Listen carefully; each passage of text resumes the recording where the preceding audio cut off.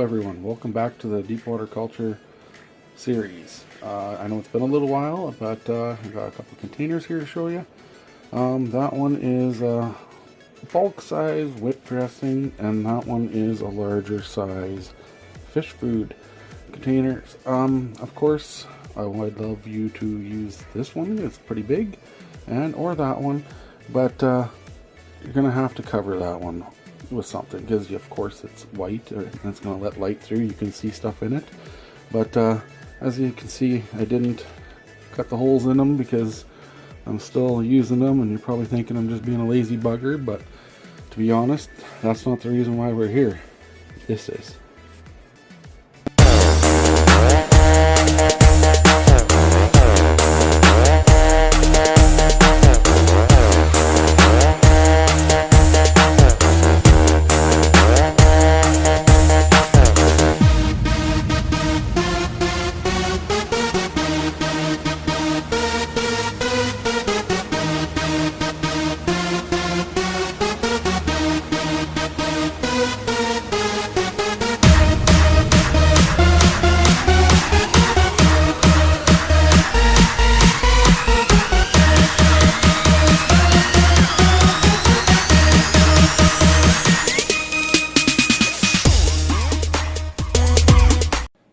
What did you guys think of that walkthrough? A little bit interesting? I'll explain a few things for you. First of all, this thing is very cheap. Very, very, very cheap. That light was 40 bucks. The tote I got for free. Cardboard was for free. The tinfoil I spent 5 bucks on. And then I spent about 15 bucks on aluminum foil tape. And as you can see, this picture here, that I reduced the size of the original aluminum foil tape just to cut down on cost, because you don't exactly need a wide strip. So you can cut it in half, or you can cut it 3 strips, or do whatever, however the way you want. Anyways, the basics of this is this is a 10-gallon system. I put water in there. It's dechlorinated water, and then 5 gallons of fish tank water. But anyways, those are Rockwool cubes. You have the hydrogen clay balls underneath, which the water hits it and then helps it bring it up to the Rockwool cube, and then that'll help the plant decide to grow its roots and then continue growing down. This is a kind of a different system. The Kratky method is just letting the water evaporate and be used up by the plant and the nutrients, and then harvest your plant. This one, as you can see, I have 3 air stones in it. I used aquarium silicone to glue those down, and then I used cut off pieces for hose. That blue thing there is a 3-way valve or intake for air, and then you can see the air line back there. But anyways, a few different things I can do with this thing. It can be either a growing station, it can be a cloning zone, it could be a germinator, and this is one way I can do clones. I can put my clone into here, let it hang through. I cut the bottom off and I put a couple sticks through to hold it, and then that way it's easy to remove and place into dirt or different deep water culture system, or into the garden even. That there is a little grain plug that's actually off of a fish tank system for me that I have here, but I don't need it, so I'm going to use it on here.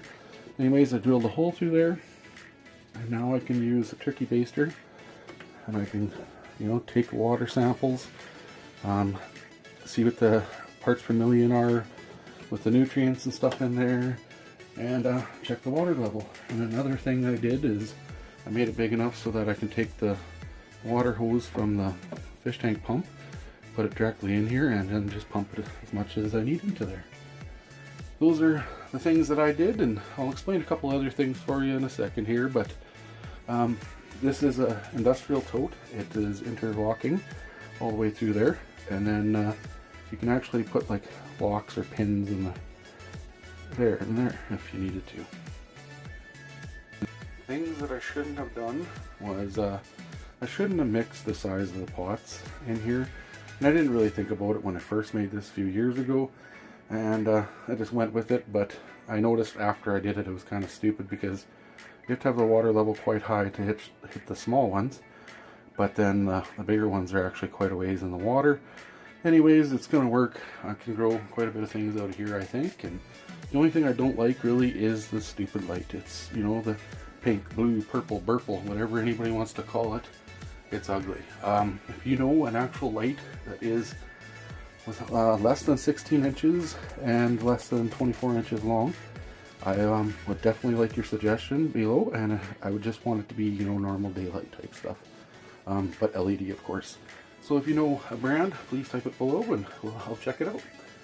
But this is not a perfect system, of course. This is made out of cardboard. It's made out of scrap lumber. It's made out of tin foil. But I can control the environment. I can keep the light away from my fish tank, and I can keep it away from my grow tent. I can keep it away from my vertical tower garden. And I do have a water temperature sensor coming, and also humidity and air temperature sensor coming that I'm going to add to this. And I would ultimately love to put, you know, a 1.5 foot by 1.5 foot or 2 by 2 foot tent here. I just can't afford it. But this is, you know, under 60 bucks, under 70 bucks just to do something. But you could probably do it even cheaper if you have this stuff. Like, I can't really consider the cost of the light because I bought it before. You know, some of the stuff is from before, and the wood cut-offs don't count. And really, the tinfoil tape I had already from a renovation project, so cardboard was free. Screws are recycled from a different project, so you could be pretty cheap. Now I'd like to talk about a different YouTuber. It's no secret I watch him. I don't want to mention him by name, but it has to deal with growing indoors and how many days of the year there is. But anyways, I've tried helping this person and explaining to them, and it just doesn't seem to help. But I'm not saying my system's perfect, and I'm not saying his system isn't perfect, but I will mention the things that I see wrong with it and what I have done differently. One, he uses white containers, and I've said it many times in every one of my episodes of Deepwater Culture that you can't use white. It lets light through, and when that light gets through, it makes algae and mold grow. And now, if you watch this video, he will literally tell you that you have to throw out your air hose every once in a while because it has mold and stuff on it.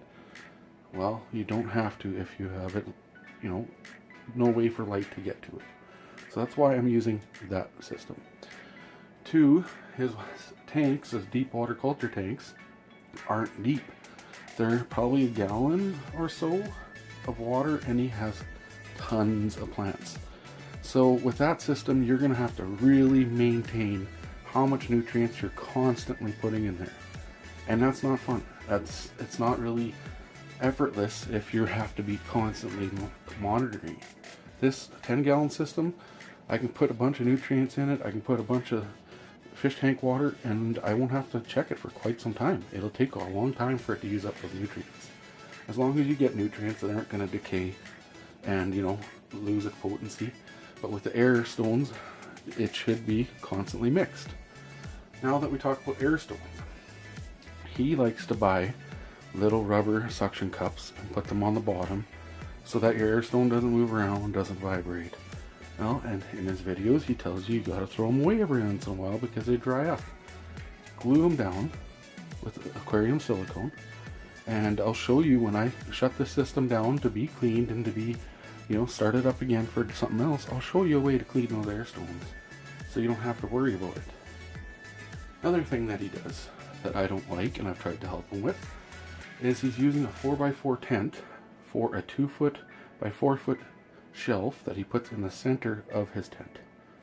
Now, in that center of his tent, he has the shelf all built, and he has a light strapped to the top one. If you removed it, you could put your light on the roof of your grow tent, and there'd be a lot more space. Two, he has another light below his water reservoirs. So if you have any leaking, I don't care what type of light you have under there, unless it says waterproof, if you have any type of leaking or condensation, you're gonna wreck that light. Another thing is, You're wasting so much space. This is 2 feet by 16 inches. I will be able to grow quite a bit in here, but when you're using a 4x4 tent, that's a ridiculous amount of space. Another thing I have mentioned to him, and he doesn't seem to want to listen to me and doesn't understand, but you can Google it and find out for yourself. If you ever have an air pump below your system, below any water line, when that power goes out, a lot of times they will back siphon water right into your pump. So that's why my air line is coming from there and coming down into my system, and that air line comes off that big pump that runs my whole room. So if you want to save your electronics, save, blowing breakers in your house, do not put water above your lights. Do not put your electric air pump underneath water. And, you could hang it up, you can put it on top of your shelf, you can do a lot of different things. And don't waste products. Don't buy a big roll of airline just to be throwing it out every year. That's just ridiculous. You can clean things properly, and it's not that hard if you just Google it and find out. Now, I'm not trying to rag on this person, but when you have tens of thousands of subscribers and you're constantly feeding false information and not answering questions, like pH, you don't talk about pH. You need roughly 5.5 for this system to work. You don't talk about what your parts per million is. Well, you need to know, and it does say on the bottle what to go by, but you cannot use the nutrients to the specific level that they actually tell you, because you will burn your plants and kill them. And that's just my thoughts. So follow along, please, and you'll see how this system works down the road here. Anyways, hope you guys like this video, and if you do, you know what the buttons do. Alright, have a good one.